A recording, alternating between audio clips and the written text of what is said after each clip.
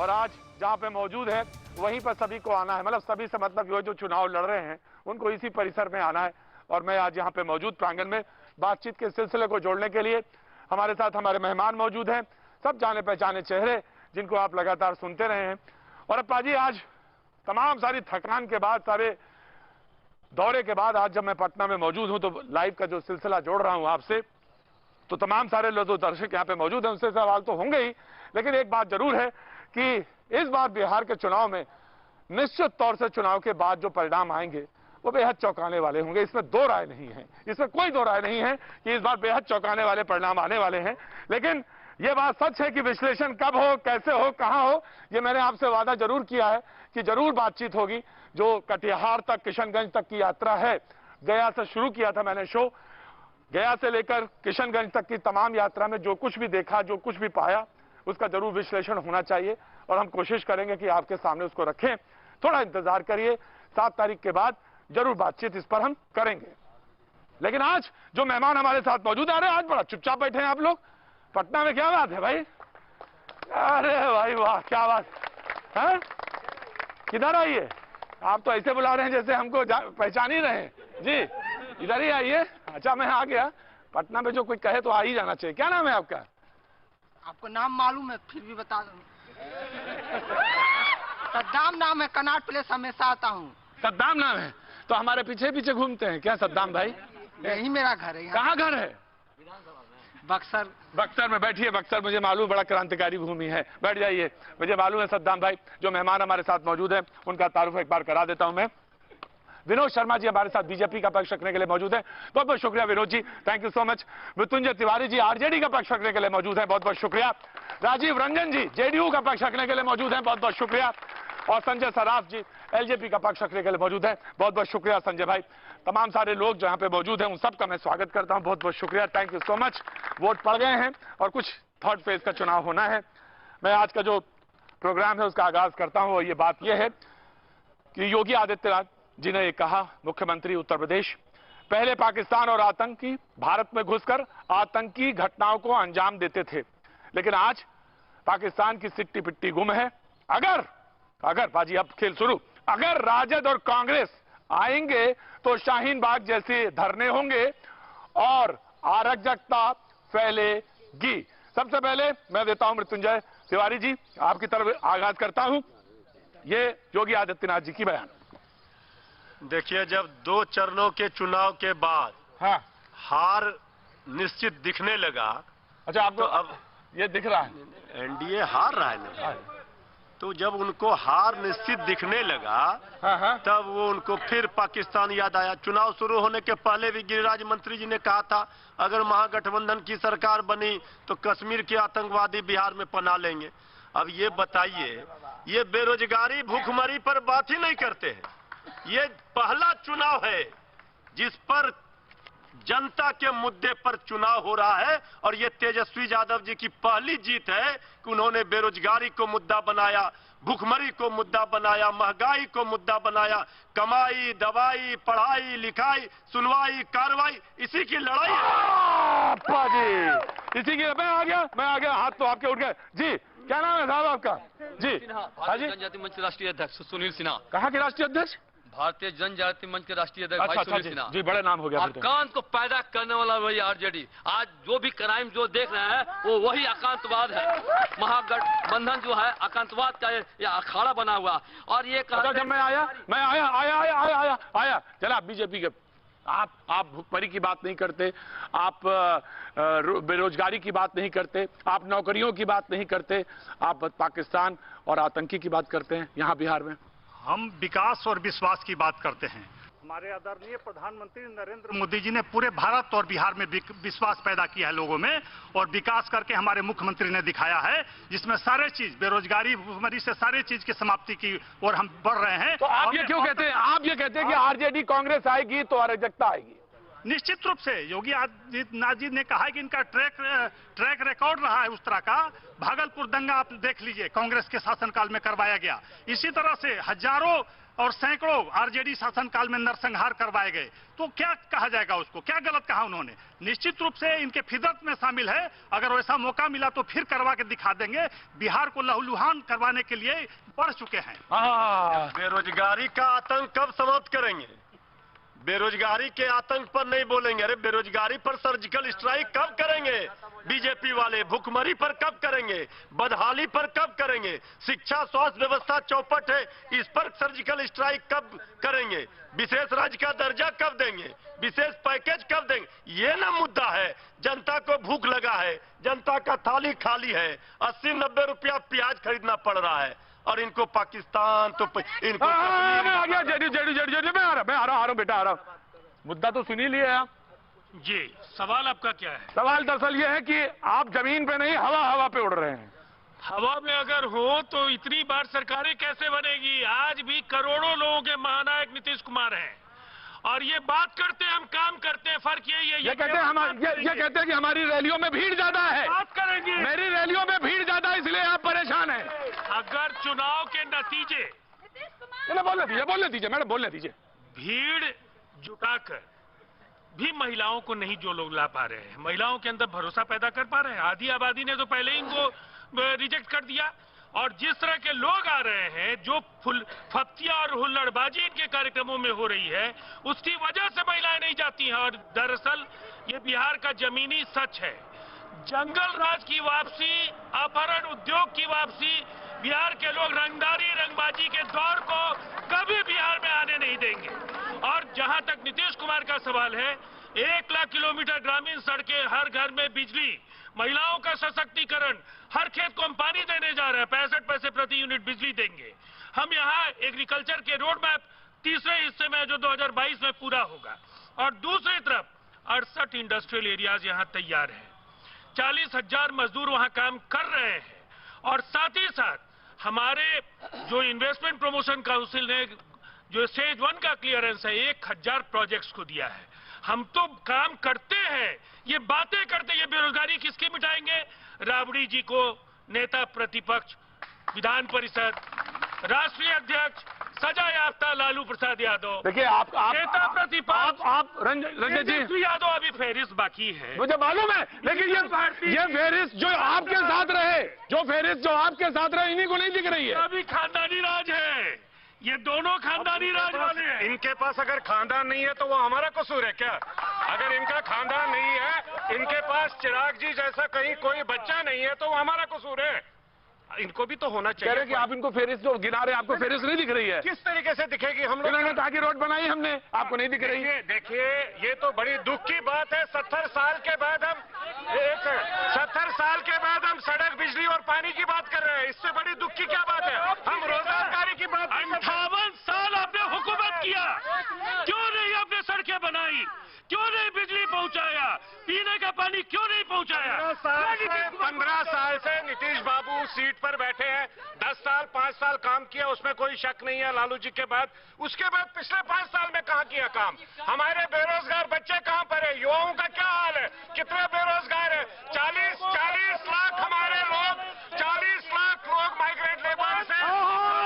मैं आ गया, मैं आ रहा हूँ पीछे, मैं आ रहा हूँ। जी हाँ जी। एनडीए के जो जितने नेता हैं उनसे मेरा एक सवाल है। एनडीए के नेताओं से हाँ। 15 साल आपने कैसी सरकार चलाई है कि बिहार की जनता आज मार भात अचार खाने पर मजबूर हो गई?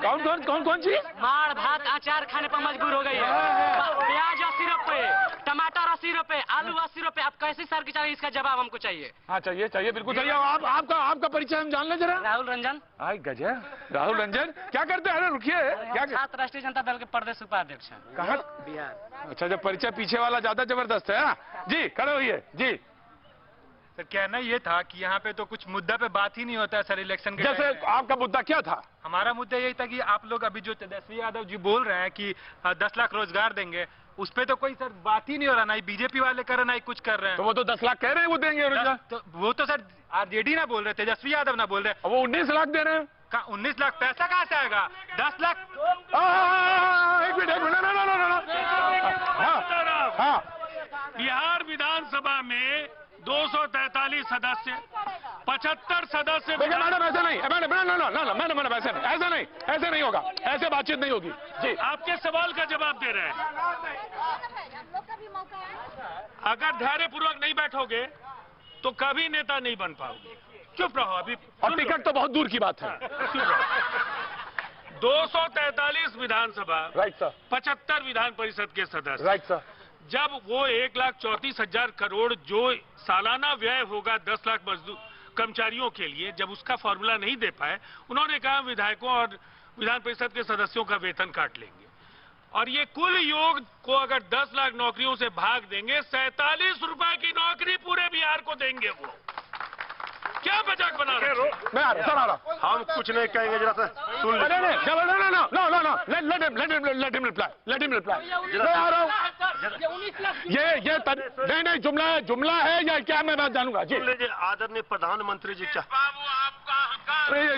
मुझे आप अपनी बात बताएंगे। मैं ऑडियो क्लिप नहीं सुनूंगा। नहीं प्लीज बैठो सर, मैं ऑडियो क्लिप नहीं सुनूंगा। 15 वर्ष बहुत होते हैं जी, होते हैं। जनता ने बहुत मौका दिया।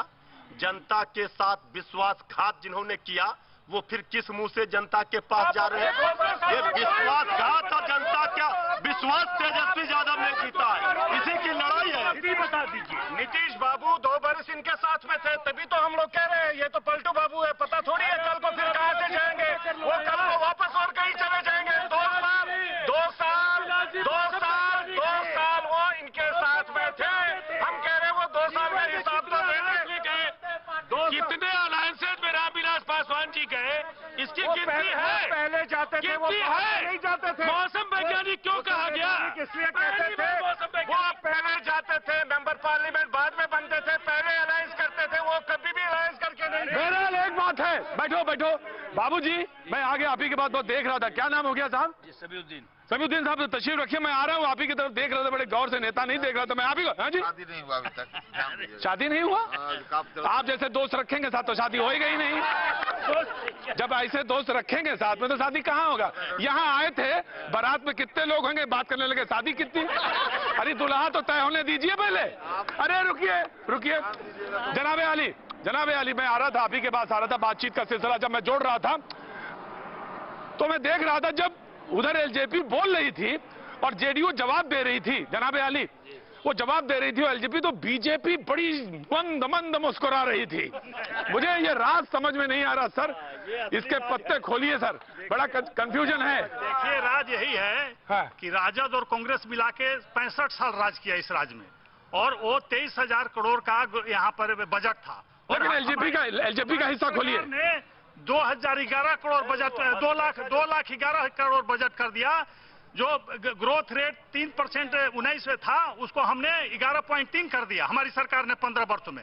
60 वर्ष और 15 वर्ष की तुलना कीजिए। ये 15 वर्ष से नहीं, ये कहते हैं 15 वर्ष जंगल राज, तो आईना दिखा रहे हैं 15 वर्ष के जंगल राज। जी सवाल जी ऐसा है जी जनाब कि विनोद जी ने बहुत अच्छा कहा। हाँ, लेकिन मैं एक बात आपको आपके माध्यम से तमाम लोगों को बता देना चाहता हूं कि जिस गठबंधन को नीतीश कुमार ने लीड किया, वही गठबंधन कामयाब रहा बिहार में। 15 साल का आप वो एरा देख ले, हर गठबंधन को लीड किया नीतीश कुमार ने, और नीतीश कुमार ने काम करके दिखाया, जो जनता को दिख भी रहा है। खतरा क्यों आया? 80 क्यों ना आया जब लीड किए तो? गठबंधन की बात है, क्यों आया? 80 क्यों ना आया सर? पूछिए ना, खतरा क्यों आया? हम दावा करते हैं कि हम 200 प्लस आएंगे, आपको 53 क्यों आया? अभी आ जाएगा हकीकत आपका। हमें आ गया जी। ये 15 साल का अपना जंगल राज नहीं याद दिलाते हैं। कौन? लालू जी, जो कि 15 साल जो उनको मिला तो उन्होंने क्या किया? एक रोड भी नहीं बनवा पाया। बोलते थे मैं हेमा मालिनी की गाल की तरह चिकना रोड को बनवाऊंगा। उनसे ओमपुरी जैसा खद्दर गाल भी नहीं हुआ। हमारे माननीय मुख्यमंत्री नीतीश कुमार जी ने आज रोड पुल सुनिए 1 मिनट बोलने दीजिए। आप बीच में भाग जाते हैं, इसलिए हमको गुस्सा आता है। देखिए मेरा चुनाव लगभग खत्म हो गया है। मुझे अच्छी खासी तरह से घर जाने दीजिए। मारी है नहीं, ठीक ठाक अपने घर पहुंच जाऊंगा मैं। 1 मिनट। लड़की को सोचिए, साइकिल लड़की आज चला रही है पूरे बिहार में। लड़कियों को साइकिल पोशाक स्कूल में आज अपहरण लूट हत्या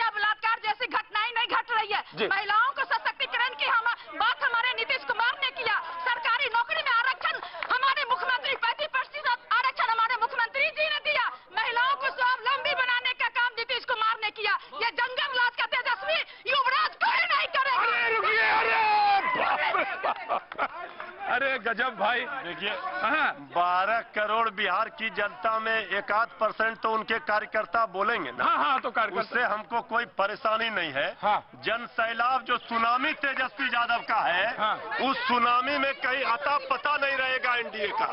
सुनामी। एक मिनट देखिए मैडम देखिए, मैंने पूछा अब आपसे, आप धैर्य रखिए। आप मारेंगी वो काटेंगी वो सब ठीक है, लेकिन आप बात सुनिए मेरी बात। राजीव जी बहुत साफ कहा कि ये सुनामी है। देखिए, सुनामी तो प्रलय है। बिहार की जनता प्रलय नहीं चाहती है। बिहार की जनता सुशासन चाहती है। प्रलय लाने की बात जो करेगा वो इतिहास के कूड़ेदान में दर्ज हो जाएगा, दफन हो जाएगा, जमींदोज हो जाएगा। उसके इरादों को मानवता कभी स्वीकार करने के लिए तैयार नहीं है। ये किसको दफन करेंगे? दफन हो जाएंगे। सुनामी अरे सुनामी वोट का है, अब इतना नहीं समझ आ रहा है तो सत्ता या क्या चलाएंगे? जनाब अली, हम लोगों का है बिहार फर्स्ट विजन डॉक्यूमेंट जो है, जिसमें हम लोगों ने प्रॉपरली रोड मैप बना के रखा है। रोड मैप जो बोल रहे हैं एलजेपी वाले बोल रहे हैं चिराग जी, जिन्होंने और बिहार की जनता को क्या देंगे? वो जो अपने पिताजी के मरणोपरांत एक्टिंग कर रहे हैं, सद्भावना आंसू बहाने के लिए एक्टिंग कर रहे हैं, वो बिहार की जनता। इस बात की इनको शर्म आनी चाहिए जब वो वीडियो बनाते हैं। हर एक नेता, चाहे नीतीश जी थे, मोदी जी भी, कोई भी नेता बनाता है, उस टाइम उस वक्त में जो भी वीडियो आप खुद मीडिया के साथ जुड़े हैं, उसमें जो भी एडिटिंग होती है, एडिटिंग को ये लोग ड्रामा बता रहे हैं। जिसका बाप गुजर गया, इतना बड़ा नेता देश का गुजर गया, उसके बाद में शाम को हमें 71 सीटों के लिए सब लोगों को देखिए, मैं एक बात मैं बहुत साफ कहना चाहता हूं। मेरे भैया जी आ गए। मैं ऑफकोर्स सर, मैं एक बात बहुत साफ कहना चाहता हूं। अरे सर रुकिए, क्या नाम हो गया आपका? नागेंद्र गिरी मेरा नाम हुआ। नागेंद्र गिरी जी, यही है, पटना के ही हैं। हाँ तो रुकिए, नागेंद्र गिरी जी सुनिए, मैं आ रहा हूँ sir. I am coming sir, you have to sit down sir, you have to be discipline. You please एक बात डेवलपमेंट पर बात करें जी। ऑफ कोर्स रोजगार दिया पिछले 5 साल में, कितना रोजगार दिया, कितना, क्या रोड मैप है, कौन सा रोजगार दे दिया, रोजगार बताइए कौन सा दे दिया? परस्ती और वंशवाद इस देश में लोकतंत्र के लिए एक प्रश्न चिन्ह है। इस सवाल का जवाब एक निर्णायक जनादेश के साथ बिहार की जनता देने जा रही है। मैं एक बात कहना चाहता हूं, मैं आ रहा हूं सर। मैं एक बात कहना चाहता हूं और वो बहुत साफ, पर्सनल सर बैठिए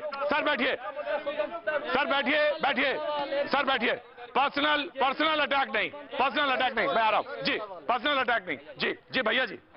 सर मेरा ये सवाल है कि 15 साल उन्होंने किया, उसका तो भुक्तभोगी वो है। तो वनवास भी था, 14 साल के, 15 साल उन्होंने झेला। लेकिन आप लोगों ने जब ये डिसाइड कर लिया बिहार सरकार ने कि बिहार में दारू बिकेगा, प्रशासन भी डिसाइड कर लिया, तो बिहार का रेवेन्यू लॉस करके क्यों बेचने की जरूरत है? अगर खुले तो पूर्ण रूप से, बंद हो तो पूर्ण रूप से। अगर मैं गलत हूं तो आप मुझे कहिए कि हाँ आप गलत हो। बंद है, दारू बंद है, आप चोरी करके लाए तो क्या मतलब? दारू तो बंद है, आप चोरी मुख्यमंत्री अपराधी को सजा दे रहा है, दारू तो बंद है। दिल पे हाथ रख के कर दीजिए, सभी लोग अपने अपने गार्जियन की कसम खा के कर दे कि दारू यहाँ नहीं बिक रहा बिहार, सभी लोग सुशासन सर जी ठीक है ना? तो आप ठीक है ना? बहुत अच्छे आदमी। क्या नाम है आपका? धीरू यादव जी। आप जैसा इंसान हमने नहीं देखा, पूरे बिहार घूम आए, लगभग 1.5 महीना हो रहा है। इतना चुपचाप, इतना शांत और भीड़ में भी एकदम इत्मीनान के साथ। ध्यान लगाए रहिए, समाधि लग जाए तो मुझे बताइएगा जी। बहुत बहुत शुक्रिया जी। मैं आया जी। कोई सवाल है आपका? इधर कौन बोल रहा था जी? किसान? हाँ जी, हाँ मैं आया जी साहब जी। हम लोग यहाँ पार्टी का विजन सुनने के लिए आए हुए हैं, ना कि दर्शकों का हुल्लड़बाजी। इन लोगों को डिसिप्लिन होकर के कहिए सुनने के लिए पार्टी का जो डिसीजन है। एक मिनट दीजिए, मैं चुप कराता हूँ। देखिए, क्या नाम है साहब आपका? डीवी मिश्रा मेरा नाम है। देखिए सुनो, क्या नाम है तुम्हारा? दिव्यांशु। इतनी चोट भगाऊंगा यहाँ से घर के। बड़ा चुपचाप, हाँ 1 मिनट चुपचाप बैठे रहो। और एक बात मिश्रा जी ने बिल्कुल सही कही कि हम यहाँ पे आए हैं, हम बहस सुनने आए। आ रहा हूँ बेटा, आ रहा हूँ सुनने। कम से कम बहस का कुछ हिस्सा तो जाए, कम से कम घर तो है। और सबसे ज्यादा आप ही बोलते हैं, सबसे ज्यादा बोलते हैं जी। मैं आया आपके, नहीं क्वेश्चन नहीं पूछेंगे आपसे, पहले बैठना सीखिए जी जनाब।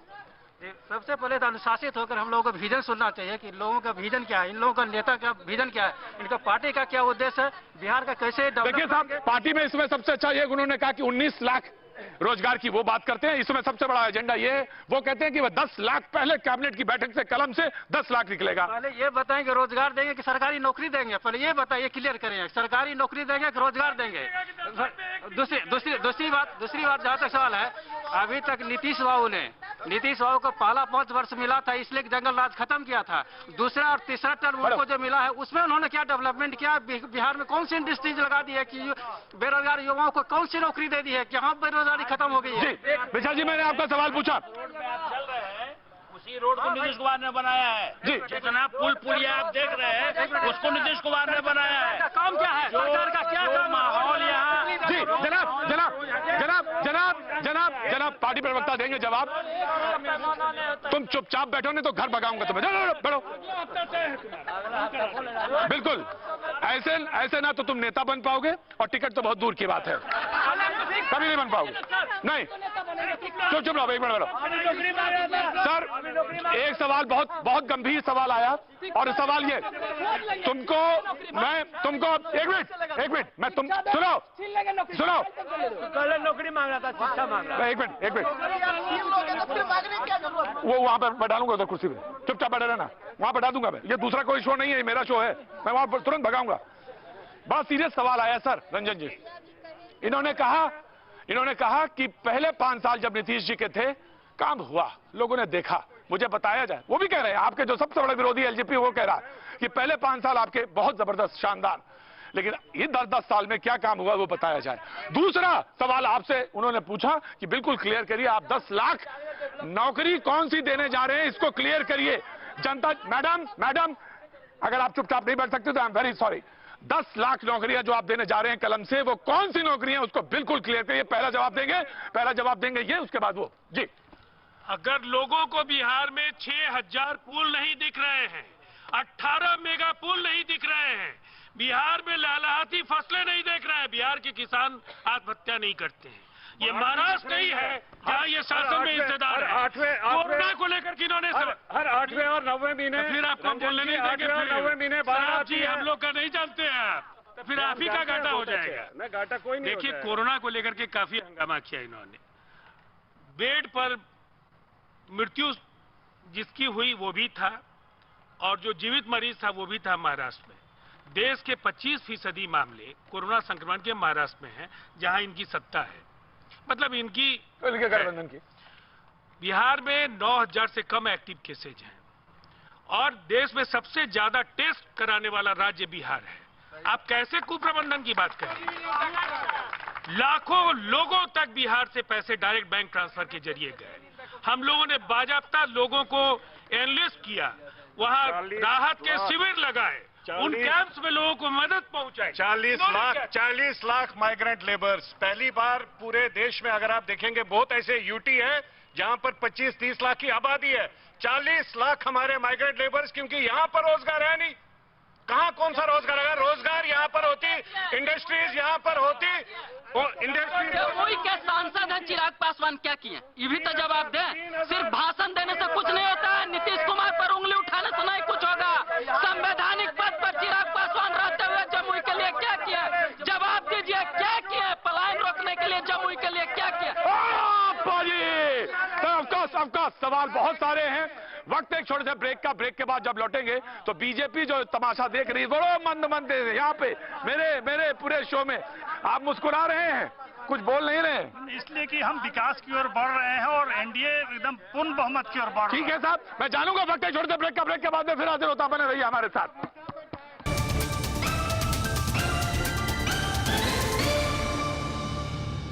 आपका एक बार फिर स्वागत है। बातचीत के सिलसिले को जोड़ने के लिए एक बार फिर से मैं मौजूद, और यहाँ पर चर्चा होती। आपको कुछ कहना था? जी फैसला कर लिया आपने? हाँ सर, बोलना है। हम लोग जनशक्ति पार्टी के हाँ। चिराग बाबू को एक चीज कहना चाहते हैं जी कि तुमने चाहा ही नहीं, हालात बदल सकते थे। तुमने चाहा ही नहीं, हालात बदल सकते थे। तुम्हारे आंखों के आंसू कई आंखों से निकल सकते थे। क्या बात है? मगर तुम तो ठहर गए झील के पानी की तरह। हाँ। दरिया बनते तो बहुत दूर निकल सकते थे। क्या बात है? कुछ जवाब देना चाहते हैं इनको? क्या नाम हो गया आपका साहब? राजेंद्र कुमार। राजेंद्र कुमार जी, जी वाह जनाब। जिसको बिहार की जनता ने, बिहार के युवाओं ने समंदर बना रखा है, उसको दरिया बनने की क्या जरूरत है? वो तो ऑलरेडी समंदर है। समंदर को दरियाओं की जरूरत नहीं है, सब दरिया समंदर में ही बस जाएगा। और ये 10 तारीख को खुद देखेंगे समंदर कौन है, दरिया कौन है। जी मैं आया जी। हमसे सवाल उन्होंने किया था। हाँ। हमने पूरा ब्लूप्रिंट हमारे नेता तेजस्वी यादव जी ने रख दिया है कि पहले कैबिनेट में पहले हस्ताक्षर से 10 लाख नौकरी देंगे, सरकारी नौकरी देंगे। 4-4.5 लाख जो नीतीश जी कह रहे हैं कि 10 लाख क्यों, 1 करोड़ क्यों नहीं? हमने तो इंटर पास करा दिया। नौकरी का खेल ये लोग मजाक बना रहे, इसलिए कि फंस गए तेजस्वी। नीतीश जी कह रहे काका है नहीं पता। नीतीश कुमार जी क्या कह रहे थे? जब मजदूर पैदल चलने को मजबूर हुए, गर्भवती महिलाएं पैदल चल रही थी, पैरों में छाले पड़े हुए थे, कितने लोगों की जानें चली गई, उस समय तो आदरणीय नीतीश जी बोल रहे थे कि नहीं नहीं नहीं, घर नहीं लाना है इनको, जहां है वहीं रहिए। दूसरे प्रदेशों के सरकार ला रहे थे, वो मजदूर सारे फिर वापस लौट के चले गए। कितने मजदूर आए, इन्होंने क्या किया मजदूरों के साथ व्यवहार, ये छुपा हुआ है किसी से। रंजन साहब, सबसे पहली बात तो यह है कि देश में कोई एक ऐसी मिसाल बताइए जब 10 लाख नौकरियां पहले कैबिनेट की मीटिंग में दी गई। ये बिल्कुल ही बकवास नारा है। 1,34,000 करोड़ रुपए ये कहां से लाएंगे, ये जवाब नहीं दे पाए। विधायकों और विधान पार्षदों का पैसा काटेंगे तो 47 रुपया देंगे। देखिए, ये पूरी तरह से छल और प्रपंच है और बिहार की जनता समझदार है। 18 महीना आप उप मुख्यमंत्री रहे, बंगले की सजावट को लेकर के यहाँ ऑडिट ऑब्जेक्शन है, करोड़ों रुपए आपने खर्च कर दिए। आप बेरोजगारों को कुछ पैसा दे सकते थे। एक नौकरी ना आपने दिया, ना आपके भाई ने दिया, ना आपकी पार्टी के बाकी मंत्रियों ने दिया। लालू जी 18 महीने, लालू जी रेल मंत्री रहे, गैंगमैन के बहाली में जमीन दो, हम तुमको नौकरी देंगे। कितने लोगों का जमीन इन लोगों ने लिखवा लिया।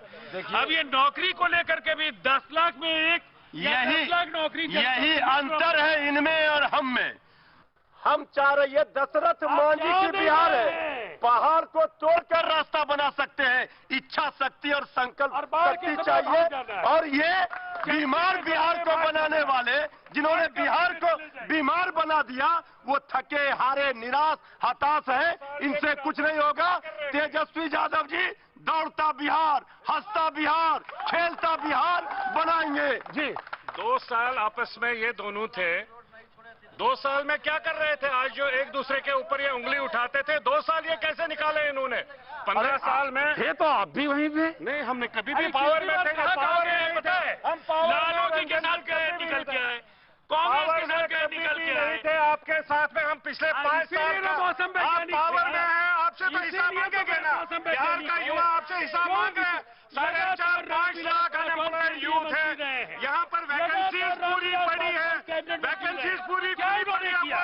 क्या किया रामविलास आग लग गई एनडीए में।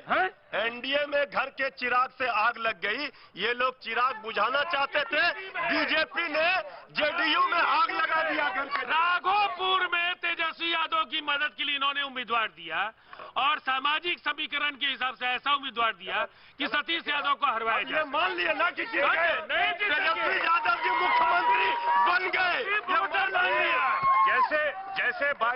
जैसे भाजपा पार्टी है, जेडीयू पार्टी है, आरजेडी पार्टी है, वैसे लोजपा भी पार्टी है। हमें किसी से कहीं पर पूछने की जरूरत नहीं है हमें कैंडिडेट कहाँ देना है कहाँ नहीं। लेकिन हमने भाजपा के साथ में इसलिए समर्थित है क्योंकि चिराग जी हनुमान है माननीय प्रधानमंत्री जी के, इसलिए वो हनुमान उनके साथ में खड़े हैं। हनुमान है। मैं आया। अब ये तो बीजेपी से सवाल बनता है कि ये बीजेपी 2-2, 3-3 फ्रंट बनाकर बिहार में लड़ रही है और नीतीश कुमार जी, जिन्होंने नरेंद्र मोदी जी के खाने का पत्तल खींचा था, उसका हिसाब किताब चुकता कर रही है। देखिए, 2-3 प्रश्न सामने आए। एक तो सबसे पहला नौकरी का आया कि 10 लाख नौकरी कहां से देंगे। तो मैं पिछला ट्रैक रिकॉर्ड दिखाना चाहता हूं। एक मिनट। मैं पिछला ट्रैक रिकॉर्ड दिखाना चाहता हूं राजद का कि इनका कॉन्सेप्ट पहलवान विद्यालय और चारबाहा विद्यालय रहा।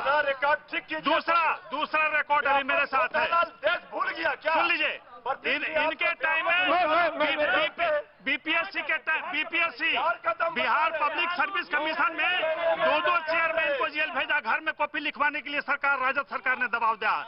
रामसीस यादव और अंजू महाराज जेल गई घर में कॉपी लिखवाने, 10-10 लाख लेके नौकरियां दी गई। यूनिवर्सिटी सर्विस कमीशन के चेयरमैन लेक्चर की बहाली में जेल गए, यही ट्रैक रिकॉर्ड है ना। हमारी बात सुनिए, तो ये निश्चित रूप से यही करना चाहते हैं। फिर 10 लाख के नाम पर करोड़ों वसूलेंगे। इनका शराब चूहा पी जाता, उद्घाटन के पहले पुलिया बह जाता, और इन्होंने टॉपर घोटाला किया, शिक्षा व्यवस्था का वो हाल कर दिया। मत्था फूक कर पीता है दूध से जब जलता था। बिहार की जनता का मुंह जल चुका है राजद से। अब दोबारा विश्वास करने वाली नहीं है। ये डरा कर वोट ले रहे हैं, अब जनता नहीं डरने वाली है। आईना दिखा रहे हैं आपको, आईना 15 साल का आईना जो आपने आतंक फैला पूरे बिहार को बनाएगी। डरा कर वोट ले रहे हैं सर। एक बताइए, रिजल्ट जो देता है बीए का 3 साल का रिजल्ट 5 साल में आता है, 6 साल में आता है। वो पूछिए सर से कहीं कब ठीक करेंगे। 15 साल रहे सरकार में। हाँ, मैं आगे बेटा, आगे आ रहा ना, बैठिए।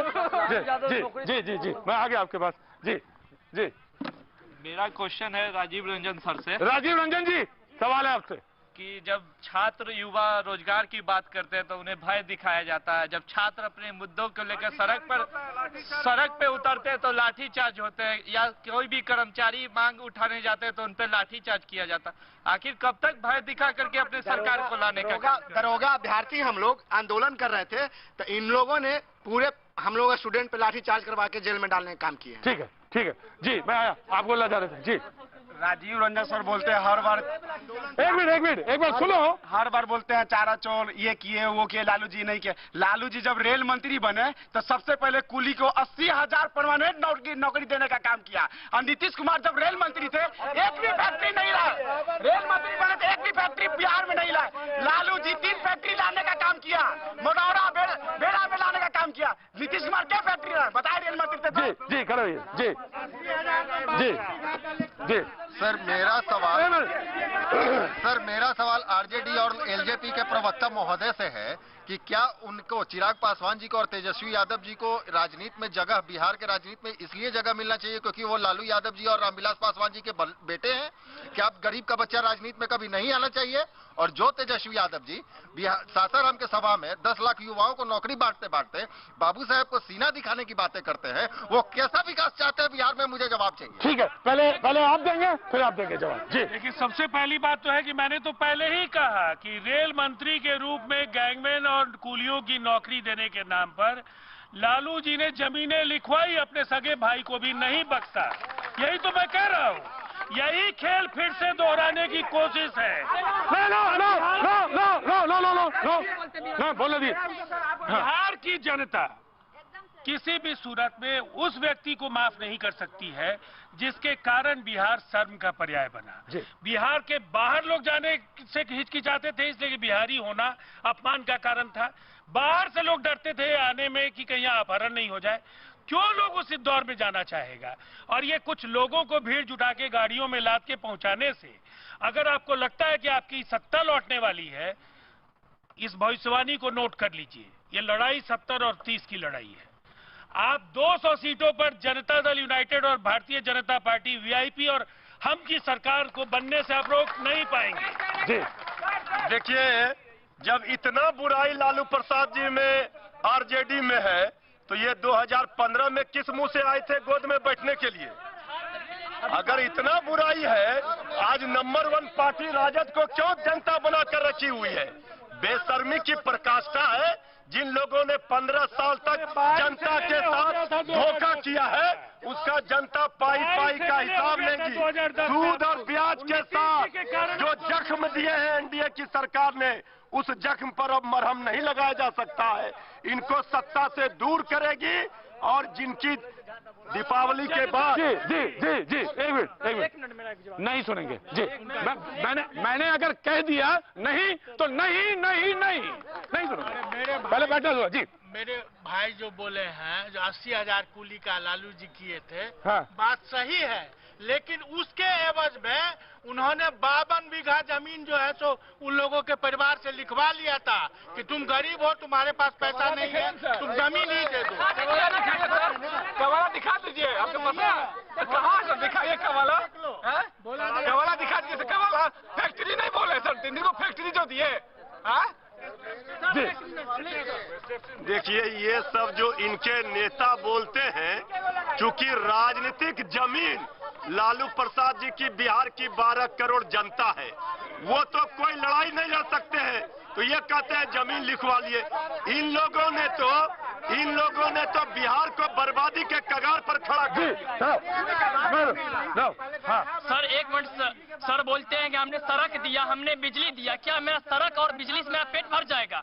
हमको चाहिए शिक्षा, खाना चाहिए। शिक्षा मिलेगा तो ऑटोमेटिक हम आपसे रोजगार मांग लेंगे। पहले शिक्षा दीजिए, हम छीन लेंगे आपसे रोजगार। आप काहे टेंशन ले रहे हैं? हमको पहले शिक्षा आप अच्छी तरह दे दीजिए। जाते हैं हम स्कूल पढ़ने के लिए ना, तो वहाँ पे क्या होता है, पहले ही प्रोफेसर टीचर जितना भी है, मेरे मिडिल स्कूल का टीचर जितना भी होते हैं, 1 महीना का अटेंडेंस बना के वो अपने घर में जाकर रहते हैं। डेली उनका क्या होता है, आज मेरा ये काम है सर, आपने मेरा अटेंडेंस बना दीजिएगा।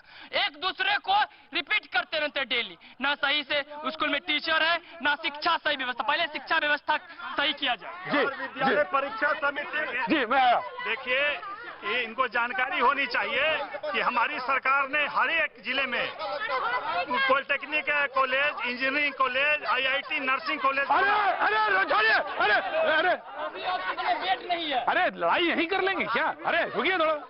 हर जिले में हमने polytechnic, engineering, medical, 17 medical college खुल गए बिहार में सर 5 वर्षों में।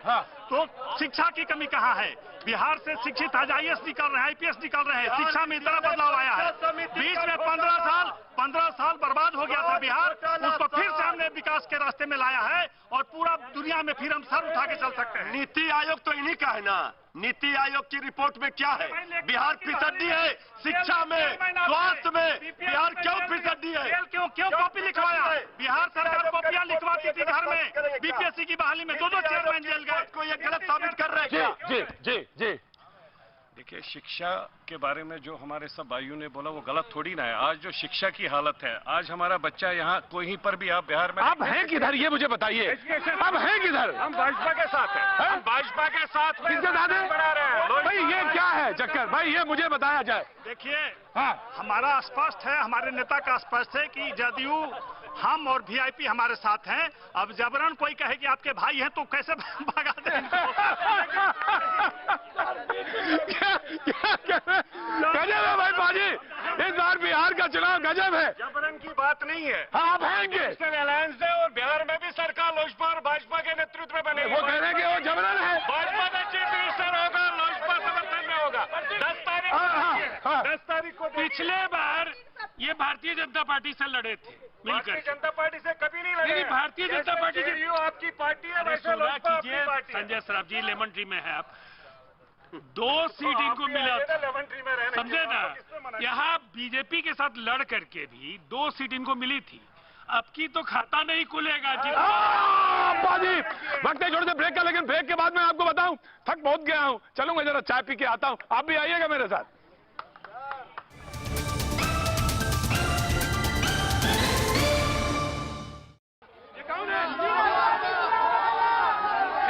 कौन है?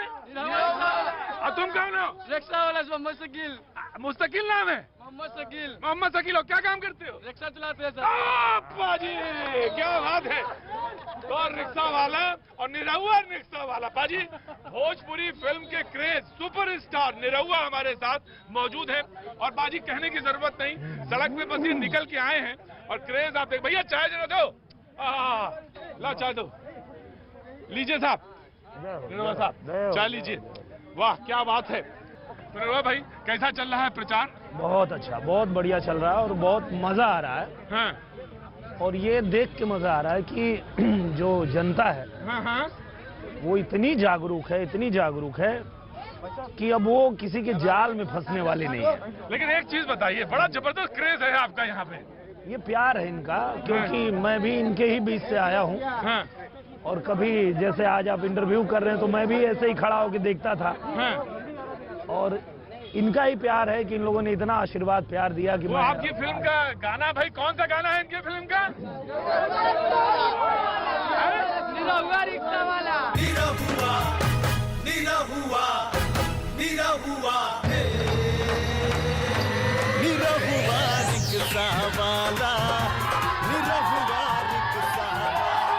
तो ये गाना तो क्रेज है, आप यहीं से यहीं से आपकी फिल्म जो है सुपरस्टार आप साबित हुई, ये फिल्म आपकी। बिल्कुल बिल्कुल। इस फिल्म के आने से पहले मैं एक गायक ही था। अच्छा। पर इस फिल्म के आने के बाद इतना प्यार मिला लोगों का कि उसके बाद ये लोग हीरो बना दिए। अच्छा। फिल्मों में इन्होंने स्टेब्लिश ही कर दिया और लगातार मैं फिल्में करने लगा। मुझे इससे पहले आप जो थे इस फिल्म में आए से पहले आप जो थे वो गाते थे बता? हाँ, मैं एक बिरहा गायक था। बिरहा गायक था और कुछ एल्बम्स आए थे मेरे। हाँ। क्या नाम है तुम्हारा? कुणाल कुमार। जान रहे हैं उनको? बढ़िया से। कौन है? निरहुआ जी हैं। निरहुआ जी हैं। तो गाना कौन सा है इनका? निरहुआ रिक्शा वाला। रिक्शा वाला, क्या बात है। तो फेमस यही है कि हमारे जो निरहुआ जी हैं जो सबसे फर्स्ट फिल्म निकाले हैं उसमें यही हम देखे कि गरीबी को किस तरह अमीरी को तोड़ते हैं। अच्छा। और किस तरह ऊपर उठाते हैं, यही हमने देखा। निरहुआ जी, तो ये तमाम सारे लोग जो आपको जुटे हैं शाम को, आप चाय पीने निकल पड़े? आप ऐसे ही चाय पीने निकल पड़ते हैं? हाँ, अच्छा लगता है अपने लोगों के बीच में थोड़ा घूम लेते हैं, बातें। अच्छा, ऐसी जिंदगी रही शुरुआती? शुरू से ऐसे ही रहा है। तो अच्छा लगता है अपने लोगों से मिल के, उनसे बातें करके मजा आता है। उनके विचार भी जानने को मिलते हैं, उनको क्या अच्छा लग रहा है। जी निरहुआ जी। जी भैया। मुझे तो मालूम है भीड़ तो जबरदस्त है, आपको सिर्फ देखने के लिए, आपको सुनने के लिए याद आती है, लेकिन एक समय था जब आप खुद स्ट्रगल कर रहे थे और स्ट्रगल करते करते और जगह बनाने के लिए आप कह रहे थे कि हम ऐसे ही चाय की दुकान पे बैठे रहते थे, सोचते रहते थे क्या होगा लाइफ में। हाँ, ऐसे चाय की दुकान में बैठते थे, चर्चा होती थी, अखबार पढ़ते थे, अखबार में हीरो लोग के फोटो देखते थे और ज्यादा न्यूज जो था वो वही पढ़ते थे जो फिल्मों की न्यूज होती थी। अच्छा, वो शौक था आपको? शौक था बचपन से वो। कभी ऐसा सोचा नहीं था कि अपने को भी वहाँ मौका मिलेगा। तो वो कैसे आ गया निरहुआ? कैसे? निरहुआ का मतलब होता है सिंदूर। जी। भोजपुरी में इसका मतलब है सिंदूर। जी, उसका मतलब सिंदूर है। कोई गाना है निरहुआ सटल रहे। तो ये एल्बम मैंने गाया था 2003 में। और वो एल्बम गाने के बाद वहीं से लोगों ने मेरा नाम ही रख दिया निरहुआ। अरे दुलही रहे बीमार निरहुआ सटल रहे। तो जो जनता ने नाम दिया मैंने उसको रख ही दिया, अपना नाम ही। अच्छा, वो आप तो गाते थे, बिरहा गाते थे पहले? जी। तो कुछ सुनाइए ना। कुचुर कुचुर आंख करे बार भयल झौआ बलम हो ले औता तेल गमकौआ। क्या बात है। राजनीति में कैसे प्रवेश हो गया? राजनीति में अचानक ही आना। तो आप तो चुनाव लड़ गए, जाके उनसे लड़ गए? हाँ, अखिलेश जी से। बिल्कुल। मैं कभी सोचा नहीं था कि मैं राजनीति में आऊंगा।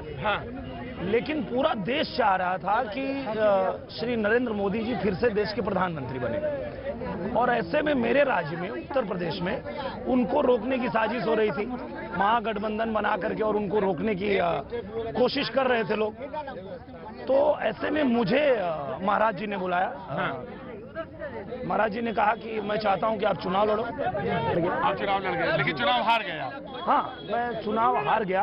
अच्छा, एक चीज तो आपको माननी होगी कि एक फिल्म का क्रेज और है, चुनाव की गणित और है, चुनाव जीतना एक अलग बात है। अलग बात है, ये मानना पड़ेगा। क्योंकि देखिए, जनता डिसाइड करती है और यही होना भी चाहिए। लोकतंत्र में यही होना चाहिए कि उनके सामने कई लोग होते हैं पर वो चुने जो उनको चाहिए। लोकतंत्र का मतलब तो यही है। फिल्म का क्रेज और हो सकता है, वो अलग बात है। वो फिल्म में तो लेकिन आपकी विनम्रता जो है सबसे खास बात है। आप आम लोगों के बीच में वो एक रिक्शा वाले की तरह से कि आप आ गए, रिक्शा में बैठ के घूमते हैं? बिल्कुल, क्योंकि अच्छा लगता है। आप कभी बैठ के देखिए शाम के टाइम में जब रिक्शे पे आप निकलेंगे, जो आनंद है, जो हवा लगती है। और आजकल तो एक और सुविधा ये मास्क है। और मास्क लगा के आप बैठ जाइए, रिक्शे पे बैठिए, आराम से घूमिए, कोई दिक्कत नहीं है। वो तो आप लोग मिल गए तो पकड़ लिए, नहीं तो मैं अभी घूमता आराम से। क्या बात है। भोजपुरिया जवान नहीं सहेला गुमान, भोजपुरिया जवान नहीं सहेला गुमान। बाई बतिया के गावे गावे हाला निरहुआ रिक्शा वाला। भोजपुरिया जवान नहीं सहेला गुमान, भोजपुरिया जवान नहीं सहेला गुमान। बाई बतिया के गावे गावे हाला निरहुआ रिक्शा वाला निरहुआ रिक्शा वाला। मैं वहां से पूछ रहा था क्योंकि इतनी ज्यादा भीड़ हो गई, आपके फैंस इतने ज्यादा हैं कि क्रेज है आपका एक जबरदस्त, कि वो जो डायलॉग है ब्रेक से पहले, हाँ, और वो सीन ऐसा है कुछ कि मैं कोशिश करूंगा कि उस सीन को भी मैं दिखाऊं कि एक विधायक जी जो हैं वो हैं और आप उनसे कुछ कहते हैं, वो क्या सीन है? जैसे वो दौर ऐसा था कि जो अमीर लोग होते थे वो गरीबों को मतलब उनका हक की कमाई भी नहीं देना चाहते थे, जो वो मजदूरी उनकी होती थी वो भी देने में उनको परेशानी थी।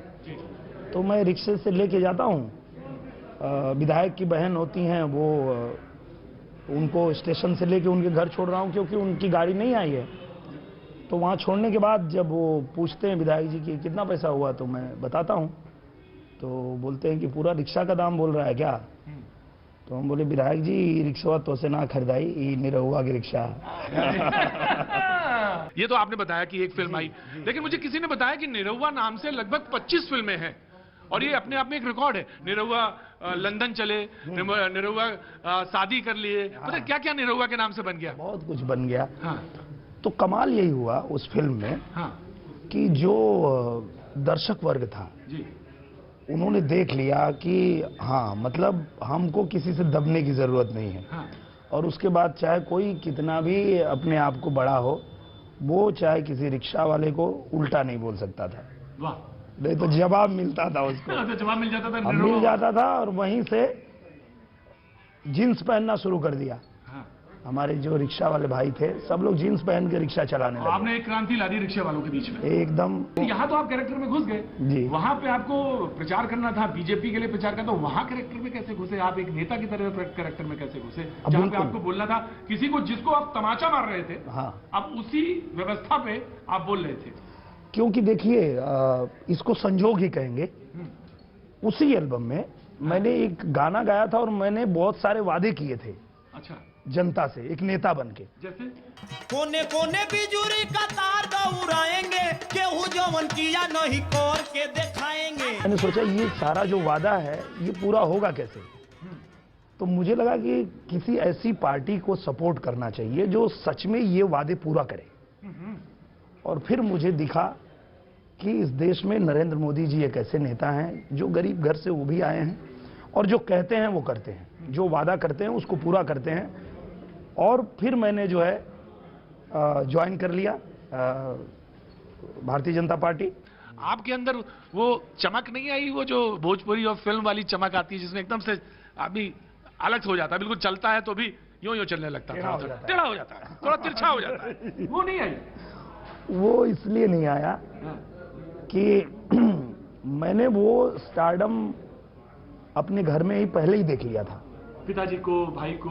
पिताजी तो बहुत बड़े गायक नहीं थे, वो गाते थे पर उनको उतना प्रसिद्धि नहीं मिली। पर मेरे जो बड़े भैया हैं विजय लाल यादव, वो बिरहा के अमिताभ बच्चन हैं। मतलब वो जहाँ जाते थे ऐसा क्राउड, उनके पीछे लोग भागते थे। और मैं छोटा था, मैं उनके कार्यक्रम में जाता था तो देखता था कि कैसे लोग उनको देखने के लिए, उनको छूने के लिए एकदम दीवाने हो रहे हैं। वो जैसा हेयर स्टाइल रखते वैसा लोग हेयर स्टाइल रख रहे हैं, वो जैसा कुछ हाथ में पहन लिए, मतलब उनके स्टाइल को लोग कॉपी करते थे। ये जो ऑन स्क्रीन है और जो ऑफ स्क्रीन है दोनों लगता है मिलने लगते हैं। हाँ, नहीं होता है, वो तो होता है जब हम लोग भी फिल्मों में नहीं थे। आपका नाम जोड़ा गया? हाँ, मतलब फिल्मों में जब हम नहीं थे जी, और जब हम फिल्में देखते थे, हाँ, तो हम जिस हीरो हीरोइन को साथ में देखते थे हमको लगता था कि अरे यार इसको ऐसे कैसे इसको चुमा ले रहा है, पक्का इसका चक्कर है। हाँ। ये हमको भी लगता था। तो अगर ये हमारी ऑडियंस को लगता है तो कुछ गलत नहीं लगता है, उनको लगना ही चाहिए। होता है, चर्चे हुए? चर्चे तो होते हैं। मैं जितना वो चर्चे झूठ है या सच है? देखिए क्या है, चर्चा तो होता ही है। अरे जुड़ क्या जाता है, मतलब आज भी अगर आप गूगल करेंगे तो गूगल में मेरी वाइफ के नाम की जगह हीरोइन का नाम है। सवाल यह है कि एक आपकी जो पहली फिल्म है जिसके बारे में आप बात हो रही थी अभी, निरहुआ रिक्शा वाला जी, उसका कोई डायलॉग्स में जाएगा? हीरोइन से पहली बार मिलता हूँ और वो चली जाती है। उसके बाद मैं भगवान कृष्ण की मूर्ति के सामने बैठता हूँ। वाह। और बोलता हूँ कि प्रभु पहला बार क्लिनिक प्लस के खुशबू हमारा शरीर से लागल और वही ने महका था। यही भोजपुरी है, यही लोक संगीत है, यही लोक जो जीवन है उसकी यही मिठास है। बिहार में जातीय समीकरण जो है वो उसको कोई नहीं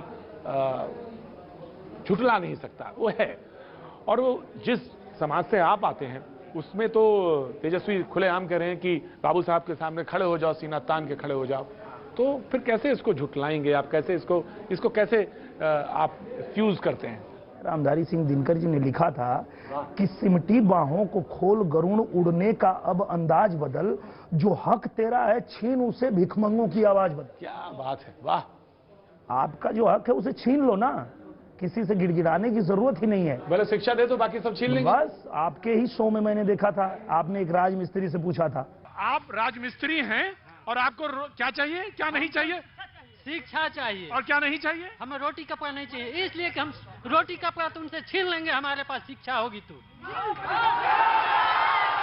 अरे एक चीज बताइए, मैं चलते चलते पूछ देता हूँ, भोजपुरी को लेकर तमाम सारे लोग, उसका एक क्रेज है, लेकिन तमाम सारे लोग जब आप बात करते हैं कि भोजपुरी फिल्म, उसमें थोड़ा सा वल्गैरिटी आ जाती है, अश्लीलता आ जाती है, उनके गानों में तो एक स्तर को नीचे तक चले जाते हैं, ये इस बात को लेकर आप पे बहुत ज्यादा इल्जाम लगते हैं। हाँ, उसमें थोड़ा सा लोगों को गलतफहमी है, वो एल्बम को और फिल्मों को एक मान लेते हैं।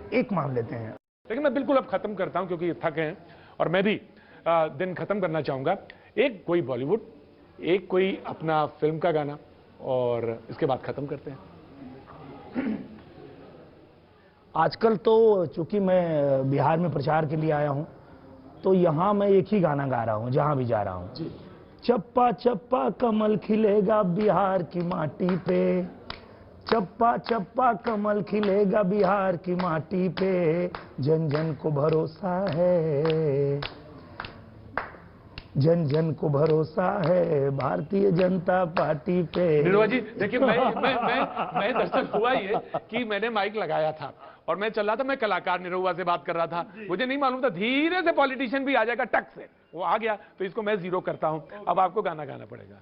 नई झुलनी के छैया बलम दोपहरिया बिताइला हो, नई झुलनी के छैया बलम दोपहरिया बिताइला हो। थैंक यू सो मच, बहुत बहुत शुक्रिया, थैंक यू सो मच, बहुत बहुत शुक्रिया, थैंक यू।